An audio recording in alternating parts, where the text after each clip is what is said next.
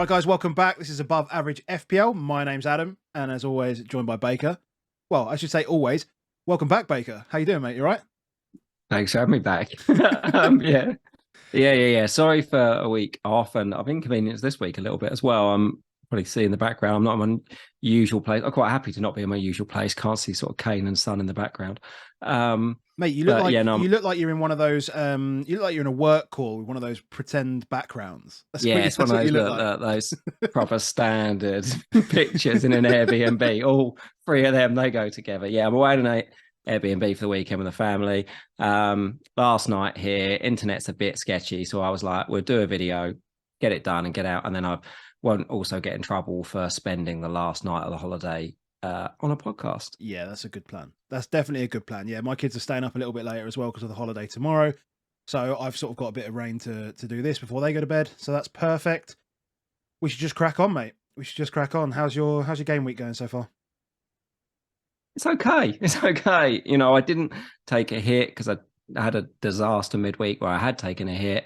And therefore, you kind of need to be ahead at the start because you've not taken the hits. Do you know what I mean? So I'm doing all right. 61 points with, what have I got, 9 doublers. So that's the other thing. You know, I haven't got Edison, and we all know that he gets all the points. So and other than that, it's all right. Played, my big decision was like Isaac or Trippier. Away with that one. You disaster, like disaster. So I took a hit. I just, I do. Well, how can I put it? I think it was about 3 weeks ago. I said off the back of a good green arrow, remind myself not to do stupid shit, basically. And so I didn't do the stupid thing and I got a small red. And then I didn't really do a stupid thing the week after that and I got a small red. And then I did 2 stupid things in 2 weeks. And yeah, I'm kind of getting punished for it. So I'm getting at that stage of the season where I'm now like, okay, I'll just punt a little bit and have some fun and see what I can do. And, you know, I've had like variants go against me this week as well, all sorts of stuff. I can't, like Newcastle, like I just don't know why they can't keep clean sheets anymore. They're like phobic. They're just scared of them. I swear. It's 1 in 14. Or something like that, which makes no sense for a team that's basically on the brink of Champions League, like 0 sense. So that's hella frustrating. And De Bruyne, perfect, hit him in. Estupinan, hit him out. So yeah, that's nice. My transfers have gone pretty badly, so I'm on a net net 44 and 18 points down on my transfers so far. So I kind of need. I was all ready for Watkins to wipe out the clean sheet as well today because I brought in Lindelof, but thankfully that one didn't come because that would have been a perfect storm. But yeah, so I'm on net 44 points. So yeah, that's not exactly what I wanted this week. You need the big De Bruyne hole in midweek, mate. I do. That's what I need, and I need Evan Ferguson back, which is weird because I don't know whether I'd prefer that. I probably prefer that big hat trick from Ferguson against United rather than Lindelof clean sheet. Would be nice, but it's kind of hedging, which is a bit annoying. But there we go. So not great, and down to 166k.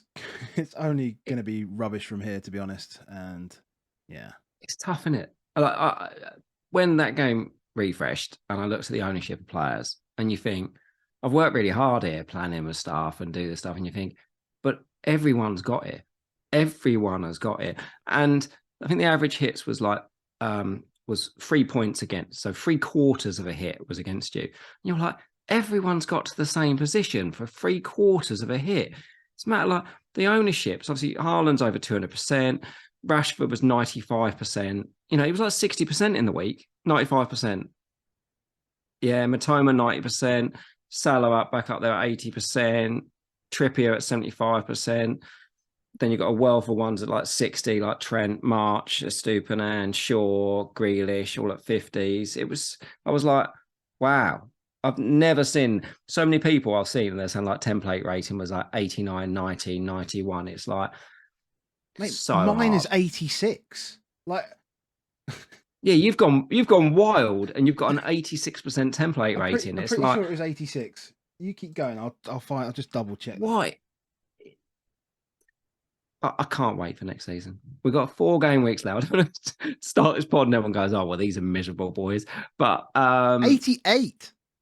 88. We're all just template wankers. Like I've got Pope, Trippier, De Bruyne.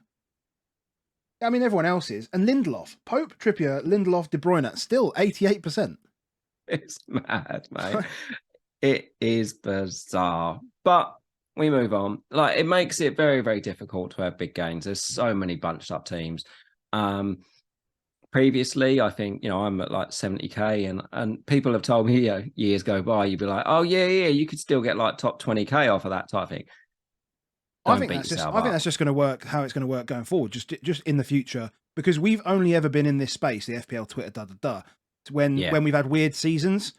We're going to go back next season to a season where there's literally just the FA Cup impacting stuff. Yeah. Which means all the doubles are going to come in the same place. Yeah. And we're going to know them straight away, and all the blanks. So we're going to know where those fixtures are in basically from game week 1. We're not going to know who. We're not going to know who, of course, but maybe it's easier to plan for those guys now because they don't have to log in like occasionally. Like at the moment, you'd think it being hectic, like we'd win. We're not winning. No, you're right. Yeah, we're not winning. There's some really bizarre things going on, but everyone's engaged. I mean, the community's just massive. It's not really, we're quite thankful because we're creating content that is not dying off at the end of the season, as it normally would. Everyone's engaged. So that makes the challenge fun, but I think we have to still just keep enjoying the football and not kill ourselves over ranks because it's tough. Agreed. Let's start talking about the football then. Let's go. Above Average FPL, supported by Crypto Block Dan. Dan is a acquisition analyst for a play to earn crypto company. Supports us very, very well. So thank you, Dan, for all your support. Go drop him a follow on Twitter and ask him any questions about the blockchain, crypto, all that good stuff. And just go and do that. Go follow him. Go chat to him. He's a great guy. Also, we do need to thank Sertalp. Sertalp at the moment is supplying our data for our XG data plots. If you don't know Sertalp, he hosts a podcast called FPL Optimized. He has his website, fploptimized.com. And, he has a very much an analytics focused approach to the way that he plays FPL. He's a really nice guy, and go drop him a follow if you don't do that already. Thank you for the visuals, Sertalp. Really appreciate it. Even if you do support Liverpool. Yeah. And we're coming to the end of the season, but you can come and join us in our Discord, patreon.com/aboveaveragefpl if you want to do that. If you don't want to do that, that is absolutely fine. But if you do like the content that we are putting out, make sure you pop a like on the video. Let us know in the comments how you're getting on this week. And if you want to see more from us, drop a subscribe and hit the notification bell, and then you'll see when our videos or streams go live. Let's move on to the wheel. The wheel is back. Normal number of slices this week. 8 games. So let's just see where we're going to start. M3 not needed. Or M cubed. MMM, March, Matoma, McAllister. Not brighton, needed this week. Mate, they were ridiculous. Like, we know they're good, but it just felt like every time they went forward, they were just slicing Wolves to pieces. It's just ridiculous. The thing is when you have style, and they have style, and they're not like anybody else. Like, I talk all the time about pass maps and what you see from certain players, but they're the most vertical pass map. And we've had teams like they remind me a huge amount of Liverpool when, they were really smashing it, when Liverpool won the league, and when they were really, really smashing it in the way that they get the ball forward so quickly. And they're being direct does not mean you're a long ball team. They're far, far from it. I mean, I saw one ball from Dunk that he hit, almost drilled it into the ground, through ball, that you're like, what on earth? I saw Webster do one as well. They just get the ball forward unbelievably. And Welbeck and Undav and then Ciso were just boom onto it. Dunk passed the most out of all the players he could pass to was Undav. Webster, the person he passed to most, sorry, not Webster, Veltman, the person he passed to most was Welbeck. Like they just get the ball forward in a really quick way, and they're just on you. And Ciso looks like it's just he looks like a absolutely superstar. zero fear as well. Just the way he carries the ball forward. His pass for Gross's first goal. Yeah, I mean, they just sliced them open and had their defensive shape in tatters. I mean, that's what they do. I mean, the ability to, to pull teams everywhere, and it's quite strange because you'd almost think that it's funny the way that teams set up against Tottenham would be the way you'd probably want to set up against Brighton. Be solid, be disciplined, but no, Wolves were not even close to that. Let's not. I mean, like we could wax lyrical about Gross's finish or even Undav's second goal. Like the audacity mate, of that was ridiculous. Can I ask you a question here? Sure. Lob or chip or scoop? Chip. Lob. It's got to be a lob, the keeper. No, he chipped the keeper. No, he chipped the keeper. The ball's I on the think ground. it has to bounce. It has to bounce, surely, doesn't it? No. If the ball's on the ground, if the ball's on the ground and you take it from the ground over the keeper, that's a chip. If the ball's bouncing and it's in the air, let's say it's like a mini volley, but it's not on the volley, if you know what I mean. If the ball's bouncing and then you take it while it's in the air and it goes over the keeper, that's a lob. That's a lob, is it? That's how I would define a lob. Yeah. Let us know in the comments. I want to call it. Let us know in the comments. I want to call it lob the keeper. I want to call it lob the keeper. Like it's right. No, he's just the keeper. But you just don't see it enough, do you? It's so beautiful. Like how did he so get much height as well? So much height, like full flop shot. It was it was a stunner. So Gross. Oh man, he's just one of those players that I feel like they love him there, don't they? I think because he's been such a great servant as well. I mean, they just absolutely love him. They probably think he's the best sign. They think he's the best signing they've had in probably the last 10 years. Since he's been there, only KDB has created more chances in the Premier League. It's mental. And he's played every single position on the pitch. It's just like a sensational footballer.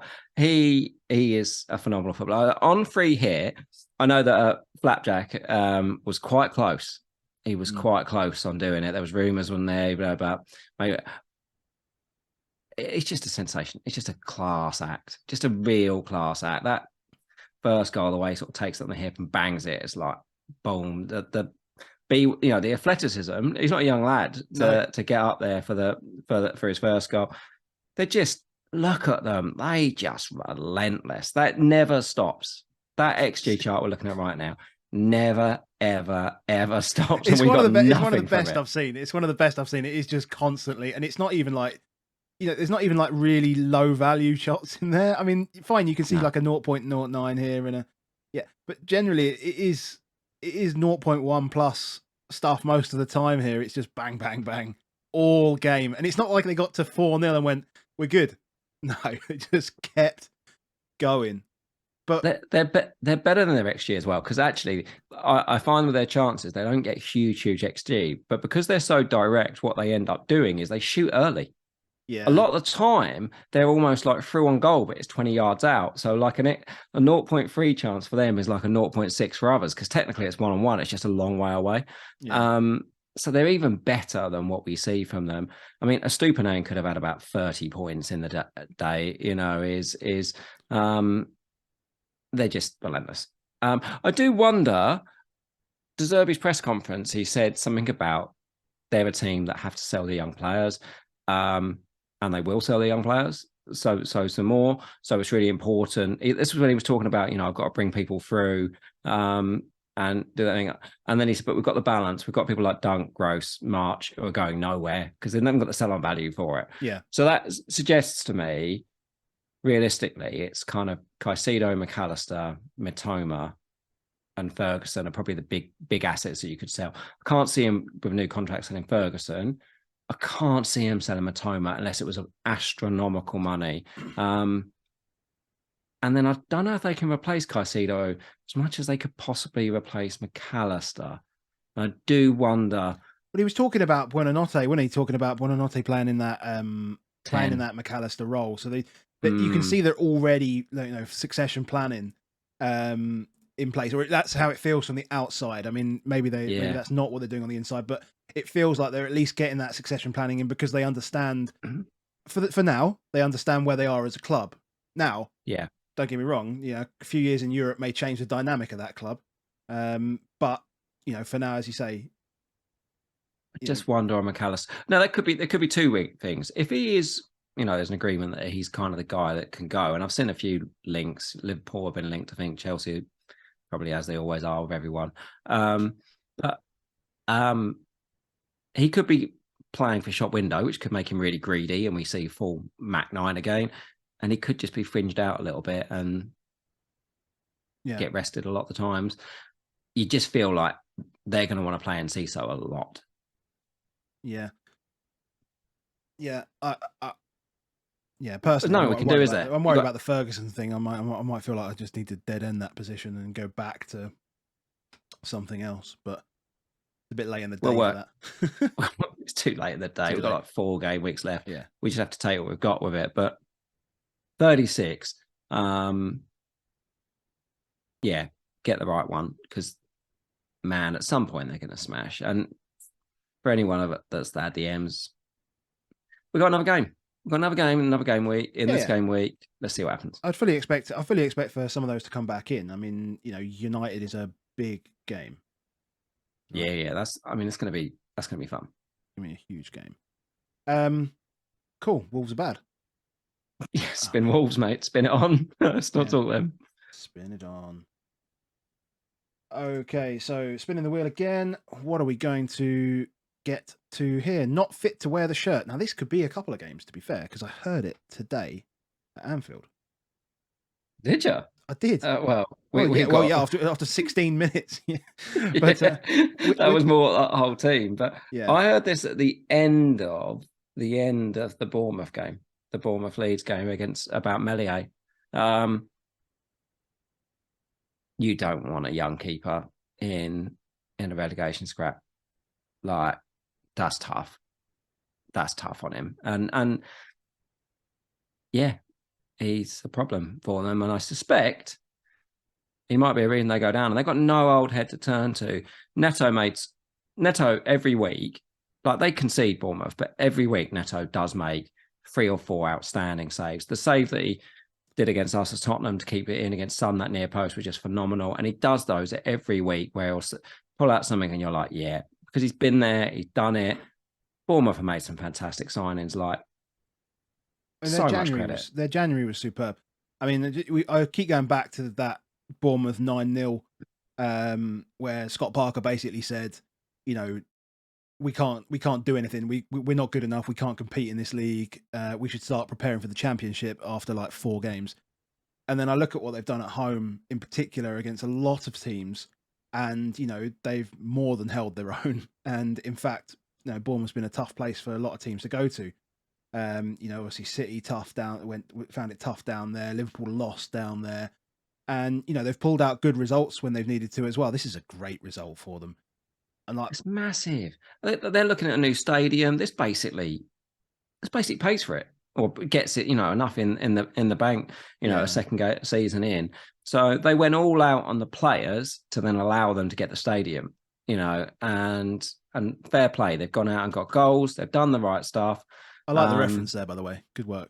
I want to say that about our crappy club. But yeah, we could make a lot of Spurs references here. We could go that, hey, the number 2 has unbelievably stepped up in McNeil, and changed the way they play and decided to play an attacking way. I think all of us, when he got the job at Christmas, thought they should have tried to push out for Bielsa or something like that. He's a good, and Solanke, man, that finish is so good from Solanke as a reaction. Yeah. Just a really good. I mean, Lerma's finishing. I can't believe it. They were 2-0 up. Jefferson Lerma brace. Is what it is. Yeah. I mean, if you're on Solanke, that's a great. I mean, just hold him, because you can have him in any game if you want him. You can bench him if you want him, if you want to. If we get a league for Man City against Leeds, whether it be a Foden, whether it be Alvarez, I think you just we've just got to find a way, haven't we? So I think that's the one thing definitely we take from this from the week is my God, we've got to do something to get a piece of that pie. Yeah, agreed. Agreed. And Solanke's playable any week. Yeah, genuinely is. excellent. Let's move it on. Let's move it on. So 2 down, 6 to go. Mr. Double Game Week. I hate him. Like, I never have him. I've never had him in a double. Maybe once, but every single double game week, he absolutely kills me. Oh, Well, Bruno. We've got one double game week left of Bruno. So I'm not going to have him for that either. I'm not going to have him play. I've brought him in. I've sold him. It's like a floor of 19 points with him in a double game week. It's just nuts. Yeah, and Brighton do concede, so he could easily do that again. I always think, he'll push back against them. I feel like this game, when you look at the scale of this, it looks like, oh God, Man United were massive on the attack, and then you look at the scale and you're like, oh, actually, it's only 1.2 xG versus 0.5 xG. It's not really a good game. I actually thought United was significantly better in that first half than the XG state. And I suppose they pretty much are. They've got to 1 XG at half time. Yeah. They could easily, the game could have been wrapped up at half time. Rashford had fantastic chances. Bruno himself was just all over it. Yeah. They're really throwing them forward. And interestingly, from again, pass map perspective, Bruno didn't really get on the ball like we'd normally see him. He basically just stood out on the right. And he scores out on the right. Yeah. Now, they might push that a bit further. Anthony obviously didn't play today. He kind of said, he needs a bit of rest, played a lot of games, but then said, well, tactical as well. They might need to do that. I can see them packing the midfield against Brighton and then playing further forward again. And I can see that happening repeatedly. Newcastle, I think they could do the same. They don't need him in centre midfield, pulling strings, fighting. They need him on the break because he's one of the best breakers in the game. Yeah. And whether that's, the time where you do want him deep is actually just picking the ball up to start a break, like he did for his assist against Tottenham. This one, he's furthest man forward, he's on the right-hand side. Great finish. Yeah. Great finish. Rashford still doing his hands. Lindelof was amazing, mate. Yeah, I mean, I tweeted about it, but the clearance off the line thing, I mean, it frustrates me a little bit. And maybe this is because I've started playing Sorare and, you do get something for that. But the entire clean sheet is guaranteed or saved because Lindelof clears it off the line, right? Shaw gets top bonus and, Dalot gets top bonus and Shaw gets a bonus point. Like, those bonus points don't exist if Lindelof's not on the line. So no, why does Lindelof not get any piece of that? And I get there needs to be, I don't know whether it's subjective because, I mean, Sorare seemed to pick it up as a data point. So there must be a data point to say that there's a goal line clearance of some kind. And that works for, obviously doesn't work for keepers because keepers save. That's what they do. But I just feel like there could be something in there to reward that. And fine, I own Lindelof, so call it bias, call it whatever you like. Yes. You can say that. That's fine. But genuinely, I think actually, if you think about it in that sense, objectively as well, if you think about it in that sense, why does Lindelof get no reward for that? Like, he gets less than Shaw and Dalot. I mean, maybe it has to be at a point, like just a single FPL point for it, and then you say that's your bonus, like 3 saves, for example. Yeah, or like your big chance. So I do think there's a thing with big chance create. I think big chance created is now. I think as games have gone on over the years, teams take. Well, there is absolute statistical data. I'll share it. I'll retweet at some point. But there is data that teams are shooting much closer to goal than they've ever shooted. So virtually every team shoots closer to goal, which means every team takes bigger chances, which means big chance creation is now bigger, and actually it happens more often, and therefore prime creators get it, and get bonus. And we'll talk about one later about a forward that I own who got bonus for creating big chances today, which is just unheard of to see someone get bonus when they're not scoring. So there is something in it that it's probably not quite right, and it does favour in certain ways creators Yeah. compared to those that don't do that. The block he made on Ramsey, which is quite a low XG chance because he's like 20 yards out, but it's still an unbelievable block because he's gone from his right side, he's come back across to his left side. So he's on his wrong side, covering Shaw effectively, who does get bonus, Yeah. and blocks him off. And then obviously the double chance for Doug Luiz, is just massive, and that chip against off the line. So I think there is something there that we probably should favour those ones. But hey, do we want a load of centre backs, or do we want them because they're just cheap? And if they were good, then they'd be more expensive. Blah blah blah blah blah, all that stuff. It's got to be a balance. Yeah. End of the day, Bruno's a really good asset. Rashford's a really good asset, and their defence.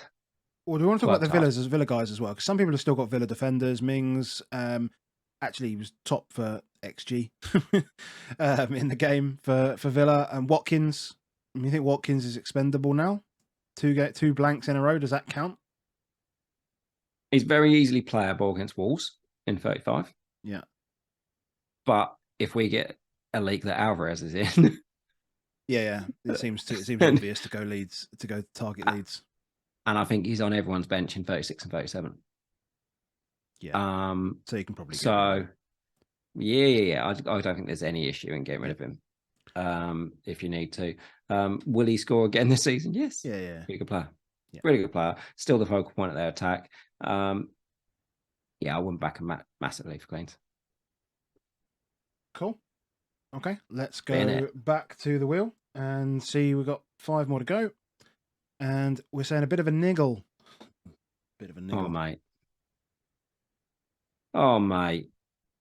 KDB in for a hit. What the people don't know is that we tried to get a pod out Friday, but with being away, you at work, me not at work, and trying to make it, we didn't end up getting one in. But it would have had KDB on the thumbnail. Yes. And do you think we just all got massively swayed? Again, do we think we get swayed by these interviews when they're so good? That interview on NBC was so good from him. Praz tweeted earlier saying like KDB got dropped because he leaked the change of formation.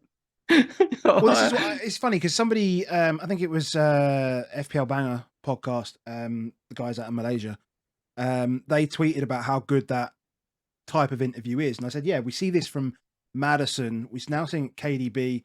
I think there should be more of this based on like what's just happened in the game. I think there's core tactical bits of information that shouldn't be shared, of course, because they're the bits that give you the general advantage across your opponents. But if there's a specific tactical instruction that allows you to exploit something specifically in that game that you've prepared for that specific game, like that situation won't occur in 6 months' time when you play them again, because the dynamic of the teams are going to change. So you have to prepare differently.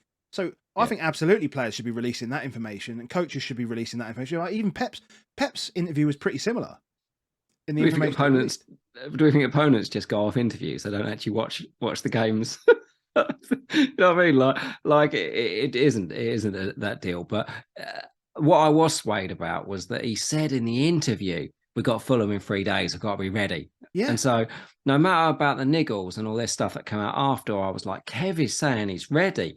Like he is prime big boy. And I hope for you, mate. I hope he plays midweek because I think he'll smash. But Julian's a proper player. Alvarez is a proper player. I mean, he's older than Haaland. Yeah. He's older than Haaland. Well, this isn't a kid. That's all they really need. I mean, this is, it's weird because it's, we always reference Tottenham because that's probably what we know best, right?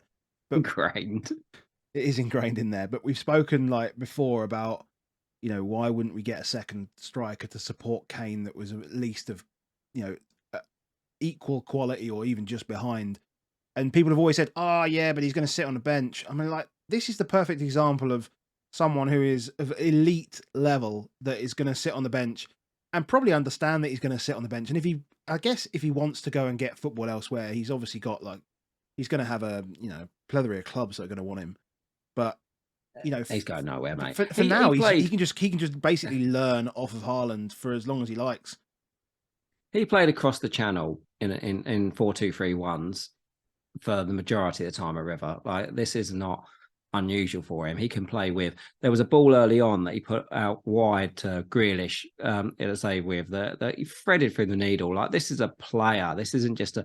And the finish, obviously, for the goals, ridiculous. Yeah. But the man can pass. We saw it earlier in the season when he came on. He switched one left to right, which ended up leading to a goal. Like, he can play, and he can play anywhere, and he can get up there and play as a number 9 when Haaland's not needed. But he can play in any of those positions if you need him to. You play him, play on the left, play on the hole, play on the right. He can do it, and he's going to play a lot of minutes going forward. Well, hopefully he doesn't play enough that we still get him at like 7.5 next season.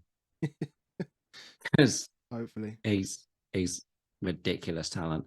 I mean, it's interesting. I think that Haaland got 90 today. I thought that was quite interesting. Well, they had to keep doing it, and so, Grealish for City is phenomenal. Like, he drives them. He's fully heart and soul for them. He is fighting everyone. You saw it in the Arsenal game. He was starting trouble. He was getting kicked all over the place by Kenny Tetty today. Yeah. And he reacted in the end to one of them, and he gets a booking immediately. But he pushed and pushed and pushed and pushed him back. He works in defence. They've really got no left back, so he covers everything from left back to left forward and gets 1 point. Whether he'll ever actually translate it into continually loads and loads of points, I don't know. And I'm worried that he won't play midweek now because he works so hard. But I do also know how important he is to this team. I don't think as Grealish owners we're going to get midweek and the weekend, not with Real Madrid next week, because he's huge. So yeah, I don't know what I want more, because I quite like him to play against Leeds. So it's funny. That's one of the key reasons why I didn't go to Grealish. Yeah. If I'm honest, we're looking for players that are going to continually funnel points into our teams, and I just never felt like that with Grealish. He works so hard, but the output isn't always there, and it's not consistent. And so, again, it feels like a JWP situation when you're trying to time a return, and if you're trying to time returns in this game, whatever you're doing, everyone can tell you that, a single game week's going to screw you up. So that's, yeah. It's not necessarily the thing. If you look at, say, but if you've had him for like 5 or 6 weeks, for example, I think that's fair. Yeah. If you look at, like, say, the Jota finish in the end of the game today, like, you didn't really expect anything else. Grealish comes in off the left, and he opens his body out, and you kind of know there's only one shot here. He's never going to I'm going to just take it near post from 20 yards out. I'm going to thump it, even low. It's going to be like slightly curly, slightly, and you'll get lucky sometimes, and they will go top corner. You might even get that, deflection onto the bar that he had that would have gone in. So any of those go in, and we're not talking about whether he's a great asset or not, because he was still a huge importance in their attack. But yeah, I'm not sure the wide men are the way forward. What you actually want is, what they're doing at the moment is they're creating 2 central attackers, which in midweek was KDB and Haaland. Yeah. And this week it was Haaland and Alvarez. Without a fullback, the wingers have to stay quite wide. And therefore the chances, even if they get a lot of shots, are not huge. Mahrez, when he starts now, like Mahrez was starting against, then you just kind of assume every time, wouldn't you, that you would just get like 20 points in some of these games, and he doesn't. Yeah. So it's a tough gig. If KDB didn't have the niggles, I'd have said he was the prime asset. But Alvarez, we're going to punt on Alvarez.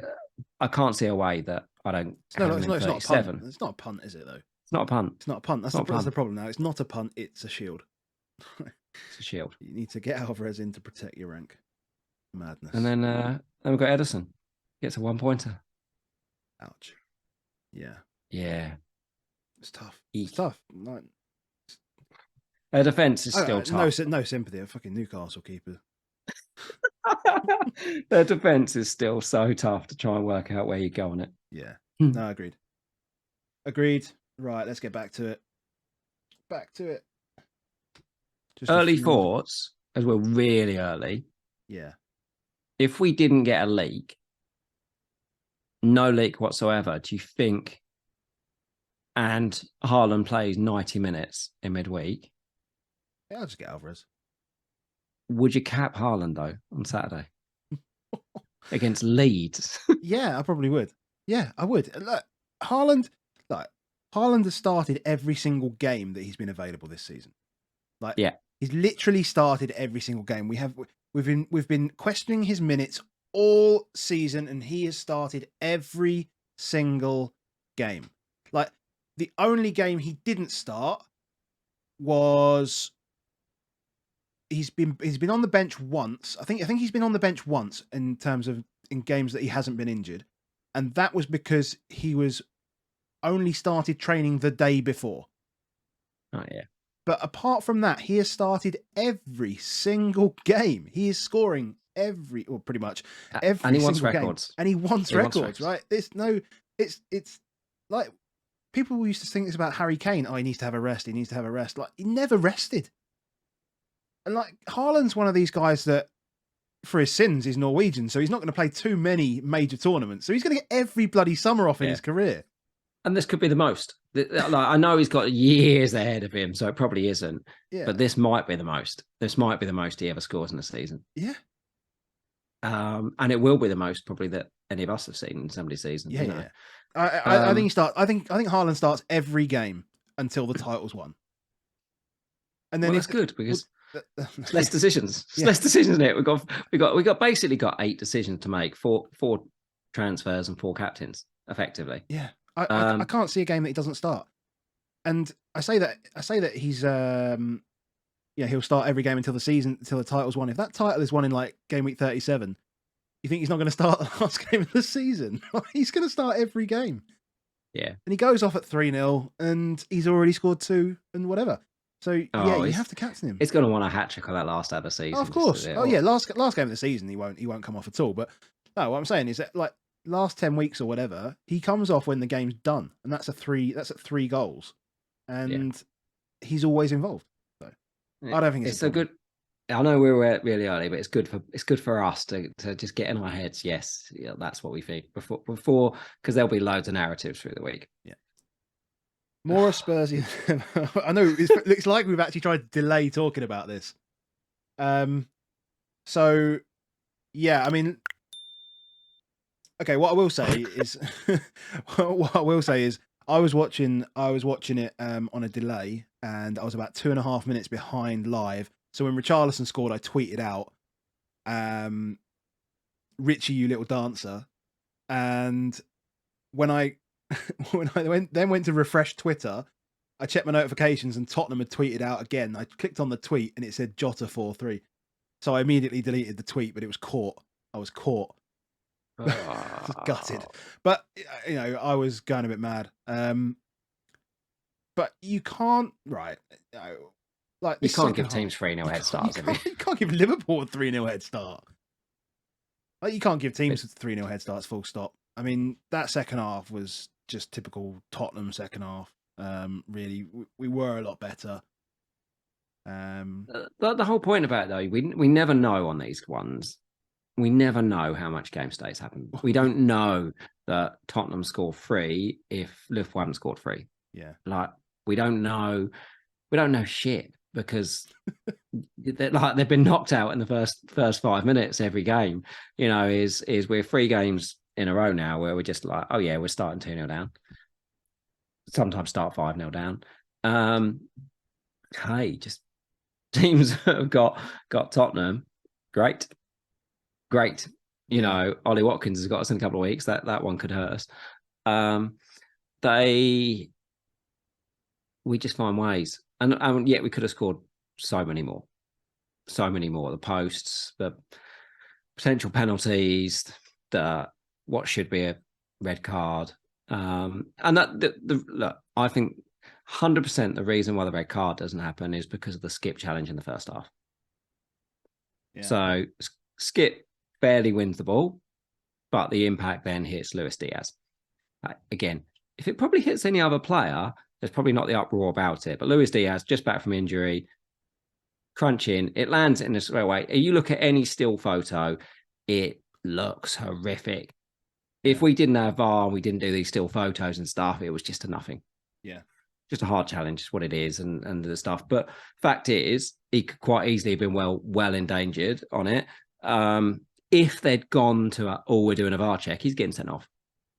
As soon as they'd have just gone, we're going to check that, it's a red card. So he could easily have gone for that.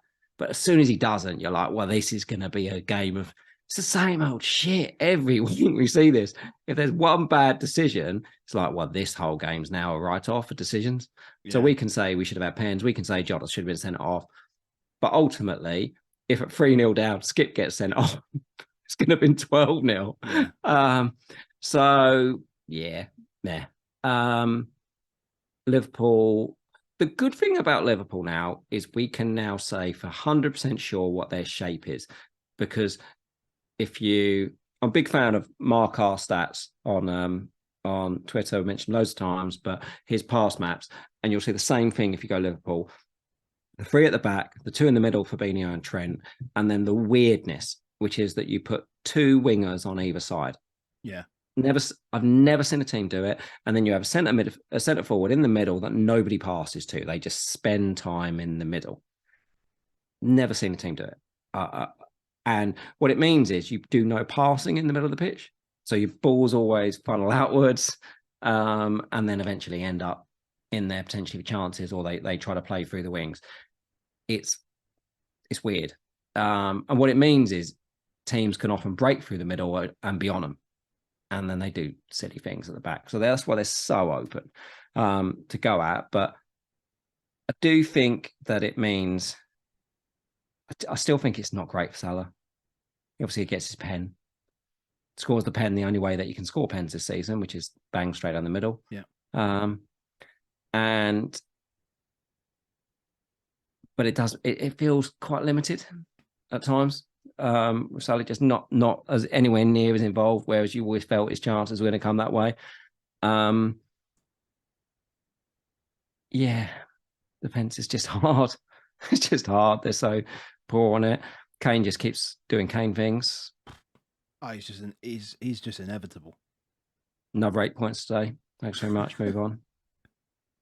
But yeah, he is doing that thing. Like, so in midweek, we both took him out and got hammered for doing so. He is deep. There's no getting away from it. He's not playing as the furthest man forward, Kane. Well, except he is. Well, he is and he isn't. Well, he is and he isn't. Yes, he is at times, like and when he receives isn't. when he. Yeah, I know what you mean. The problem is, yeah, as we chase. The problem is as we chase. Actually, because we're so deep, he's still the furthest man forward. That's more the problem. That's more the problem. Yeah, that is part of the problem. They do revert into this, like, yes, Son and Kane are just kind of the only 2 people in the other half. This pass map looks like we're playing an 8-2 formation. Yes, so... which we used to do. Do you remember when they were both really good assets? Yeah. And guess what? They're scoring points. Yeah. So there is that in it, but they're just too expensive now for us to do it, and with so little games left. There's a horrific part of me that if I didn't go Alvarez this week, I'm still considering having another go on Perisic. I'm still considering. It depends when we'll talk about Newcastle, but I could see a world where I moved off Botman to Perisic to allow a Wilson move. And I think that either is Alvarez this week, and then I've got to try and work out how I'd get Botman out to get Wilson in, or even if I would do it. But there is a weird world where I could see myself doing that. But let's hope not, because we are shambles. We still scored 3 goals today. Scored 3 goals. We were still literally a Lucas Moura back pass away from getting something out of this game. what is he doing playing loose? Like his last two, he's come on and come on against Everton and got sent off immediately when we were winning and had a man up. And then he brings him on, and the first thing he does is back pass to Jota. The problem with Tottenham is there's lots of players which are good enough to play in this league. He can play in a good level, but there's a lot of players that have been there way too long, like 6-7 years. The Dyers, even Ben Davies in the world, the Mora, and because they've been there so long, we're never going to shake the Spursy when we've got these players in the team. They have to go. But ugh. You can't spend 11-10 million on Tottenham players. You just can't. You just can't. Last 4 fixtures for Liverpool: Brentford, Leicester, Villa, Southampton. Last 4 fixtures for Tottenham: Palace, Villa, Brentford, Leeds.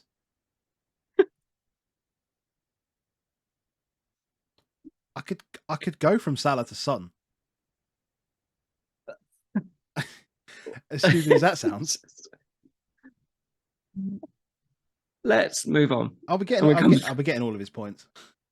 We'll come back to this later. We come back to this later in the week.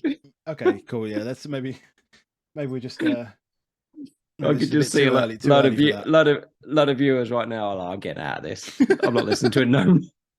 Hey, if you want to follow my decisions, you're an idiot. Anyway, it's fine. Yeah. So check yourself. Let's go to Palace versus West Ham. This was a crazy start of the week, wasn't it? So Palace conceded 3 to West Ham, and then Son's got Palace at home next. Yeah. Perfect timing.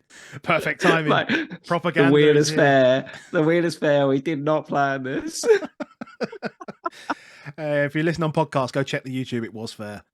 Souček 15-pointer. What is this? 2019. Where it is. Oh, crazy, yeah. Crazy madness. I mean, did Souček gave the ball away for the Io goal as well, didn't he? I think. Yes. So he's given away a goal. Yeah, he was completely lost the match. Yeah. No, he was completely robbed. Robbed there. Yeah, and got a 15-pointer. This is a robbery. Well, it's fun. Yeah, he had a crazy. West Ham have livened up, haven't they? They have livened up. They're getting out of those bottom three. I don't think West Ham are in any danger now, which is no. Yeah, it's come out of nowhere though. You feel it's weird because you feel like they've been, they've had a bit of a fixture squeeze the last 4 weeks, and this is like the most energetic they've looked. Antonio's still a really good forward. People still hate playing against him, and he just stands up there. And when you have a forward actually playing against a useful Adama Traore, in the fact that he's just big and he's just getting involved with everything, and he's strong as hell, and when he gets to it, he's half decent when he wants to finish it. Oh mate, he's a good player. Good player. Bowen is pushing people back. He's basically going full assist now, or even though he didn't get any returns on this, but he's so high right. Yeah, and they're playing normal-ish stuff. Rice is doing very, very well. Paqueta, it looks like they freed him up a little bit. I did think it was. I never understood when they were saying go on, you go stand alongside Rice. Now he gets to stand that further bit forward. And he's a really good player.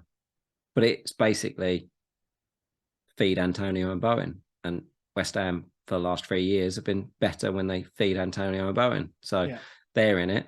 And then Palace, the other thing is, well, let the ballers play. It is interesting that the second Zaha comes back, everything funnels to Zaha. Yeah. I didn't notice that. He is such a talisman. All the people suddenly are like, I'm going to pass to Zaha. I'm going to pass to Zaha. I'm going to pass to Zaha. Get to Zaha. He'll get us forward. He went off with a bit of a knock. I think it was knee on knee, so probably just impact thing. But one last Zaha punt for the end of the season? Absolutely not. Never again. Absolutely not. But they're bringing the fun, this is exactly what we all expected Vieira's Palace to be. and were at times, is that you've got Eze, you've got Elise, you've got Zaha, and now Ayew is probably a far better 9 than Edouard or Mateta for them, for the players that they've got. Yeah. Good cheap assets. Problem is they're all playing midfield. Yeah. The problem is they're all playing midfield, isn't it? Yeah. Yeah, we're not getting them. Yeah. Okay. Spinner. Spinner away. Back to it. We've got a couple more left. Two more left. 2 more. Every other week. This stat is mental. He doesn't help himself with the old gambling stats, does he? No. Well, to be fair, I mean, I heard it was like BT Sport had confirmed that it went over the line or something like that. I mean, it looked like an own goal. That looks like an own goal to me, isn't it? Like a massive. I didn't see an angle anywhere that told me that it was. So he saves. So Navas saves it onto the post, comes back to Navas, then goes in the goal, and it's a Tony goal. But Navas dives backwards towards the goal, so when he saves it and it goes against the post, his head goes inside the goal. So then the whole ball has to go inside the goal. Well, no, because as soon as it's his head. What's his head got to do with it? Because it hit his head before it went in. Or no, not when before it went in. If it hits the post and he's going back towards the goal, it doesn't matter if it hits him again. Oh, okay. It doesn't matter if it hits him again. If it hits the inside of the post, so it's going back towards the goal, then it doesn't matter if it hits him again. It's still a Tony goal. But anyway, I mean, we could argue about that. They scored 2 low chances, two low XG chances to win the game. The Silva goal was so weird because it looked like no one was even bothered about trying to close him down or anything, and he just sort of just shot and it just went in, and it just was like, oh, okay, there's the winning goal. The whole thing is lazy. Those last 2 goals, the whole thing is lazy. Like, you shouldn't be conceding low XG chances like that. You should even just do stupid. That free kick was miles out. And even the wall. Yeah, it's. I mean, you could just stick someone on the wall if you needed to, but they didn't fight for their lives, and no, that could cost them. Yeah, I mean, like Leicester fans everywhere just absolutely buzzing after that, no doubt. And Richard, who's in our Patreon, who had Brentford in his last man standing. Oh, well played. Straight through there. Oh man, look at it. I got so done with that riot clean. So done. Yeah. Right on half time. Could go anywhere. Rebound straight to him. Good finish, to be fair, because it just came to him. But yeah, it's what it is. It is what it is. So 0.75 XG and 0.53 of it was that rebound shot. Yeah. They just did nothing. Yeah. Yep. Tony's still good. Yeah, basically. But every other week. And the problem is it obviously means you have to bench him this week and then you play him in the double in 36, which no one's going to do. Game week 38. But he's going to score. It's scoring 36 and scoring 38. Just remember it in 38. It's going to score in 36. How far back does this go? I mean, it's about... Is it his last like, 7 goals? It's about 14, it's like 12 or 14 games. Yeah. Every week. Just scores 1 week, doesn't score the next. Scores 1 week, doesn't score the next. So he's 7 points, 2 points, 9 points, 2 points, 4 points. So it must be an assist. 4 points, 2 points, 9 points, 2 points, 11 points, 2 points, 8 points, 2 points, 9 points, 1 point. So it goes back to game week 22. Jesus Christ! Oh my God! Every other week. Crazy. Okay. Well, we're going to move on, really, I think, from those. If you don't sell it, if you're going to sell him this week. Yeah, do that. Alvarez, mate. There's going to be a lot of them. Tony to Alvarez is going to be popular. This is the only one left on the wheel. Battered the door down. They literally battered them. Now we did question these, this data, but it seems to be everywhere. So it seems to be right.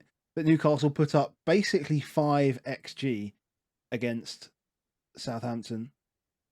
I like on this. I don't know if you've seen this earlier, but the Walcott own goal has gone on the Southampton line. Yeah, well, this is what I asked SertalpBilal about. This is what I asked him about it. I was trying to work out why it was there, but yeah, obviously it shouldn't be there. Obviously it should be It should be up on the Newcastle line, but um, that's They took off. They just took off in that second at half. half time. Yeah. Um, so first half, I think the thing I thought was quite interesting in the first half was that Gordon. I felt like Gordon was their biggest threat going forward. He was really high on the left wing, and was creating or involved in chances. But I guess it's probably a little bit like we've seen some other players where they like the Grealish one, where it's you might be high and wide, but you're probably not ever going to return. But it did feel like he was massively involved. Then obviously they concede, and then they take him off and they put Isaac on the left side. So Isaac goes full left wing, and Wilson goes in the middle. Mm-hmm. And Wilson was just irresistible. They couldn't live with him. He just stood in the box. And because he just stood there, they all had to camp back and back and back and back. Isaac's feet are just ridiculous. Like so many times, he just dazzled him. But I did feel like quite often, as an Isaac owner in this, the players didn't really look for him. Like there was good positions, and it was like Willock and Joe Linton. It was like, no, I'm going to shoot myself. They didn't really feel like they wanted to feed him. Yeah. But when Wilson came on, it was like, no, we feed Wilson. He's Callum. He's the big man on this town. Yeah. It just felt different for me as a number 9, the Isaac versus Wilson. It really felt like everyone was thinking, just get the ball in the box. He'll do the business. Yeah, and they did, and they battered and battered and battered and battered. Obviously, they scored one. Wilson scored one that was disallowed as well. But I know they're going to share positions, but if they play a game where we end up with both of them, and that happens, I feel like we're going to want both of them in 36 because they keep conceding. You know that more than anybody. Fucking triple, double, triple, double. Yeah, I've had at least double Newcastle every week since game week 26. I feel like we really want a piece of this attack. They've scored, since that Villa drubbing, they've scored 6-1, 4-1, 3-1. Yeah. 13 goals in the last 3 games. They are flying. Yeah, I feel like having 3 defenders is a bit of a waste. I think given my position, I don't know. I think it's probably more difficult to get to 2 though, right? Unless you're making, if you've already, well, I suppose most people aren't sitting on Pope, but most people have already made that keeper move. But yeah, if you are sitting on double, yeah, you probably want at least. I mean, it's easier for you to get double attack. Yeah, or you want some part of the attack.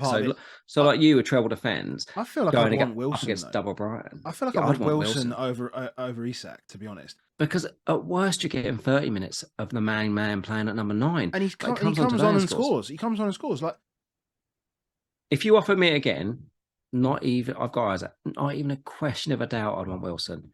Like he's basically for Newcastle what people think about Jota, I think. But he's more of a talisman. He's just a brilliant and striker, Newcastle are just as good going forward. I don't think there's anybody in the league as hungry as him.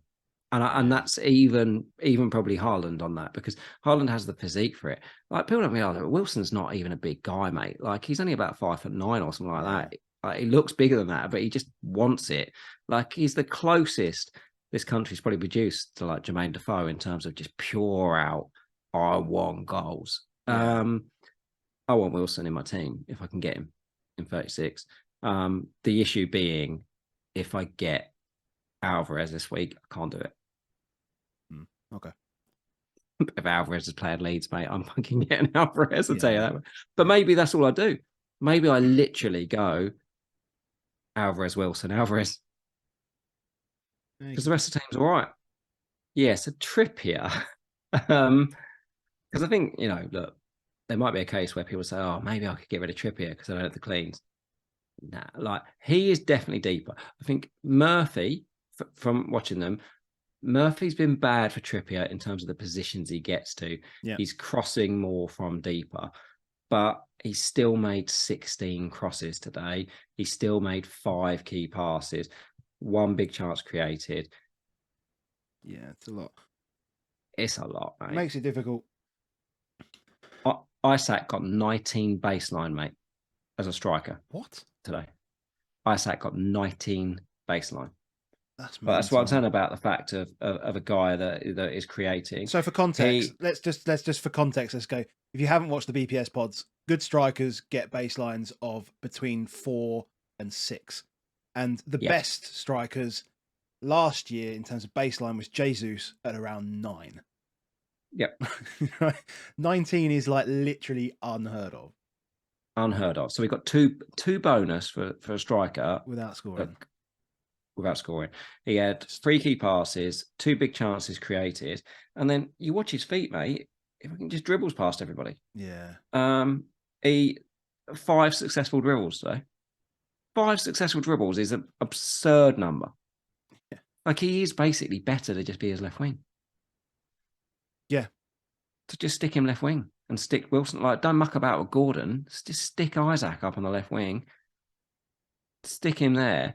Good news about Man United and Newcastle winning. Like, I think they're just clear now in that 3rd, 4th place. But yeah, I still think they want that 3rd place. I think they both teams want that 3rd place. And yeah, I think they're going to keep going for it. But I'd love some Wilson. Maybe that is it. Maybe my next free transfers are Alvarez, Wilson, Alvarez. Job done. I really want Wilson. But in order to do that, I've got to take out Botman. That's fine. They don't keep clean sheets, mate. They just don't keep clean sheets. Here as well. Fuck it. They don't keep clean sheets, mate. They just don't worry about it. Just the thing that it does free up as well. Most of us have got but it's Arsenal next week. Right, you can just do it. Yeah, but in 36, most of us have got at least 2 from Brighton and Newcastle. Mm-hmm. And then, if you've got 3 already, it makes it very difficult to play Trent against Leicester. How do you not play Trent against Leicester? You kind of want to. So if you free up, say, a Botman space, mm-hmm.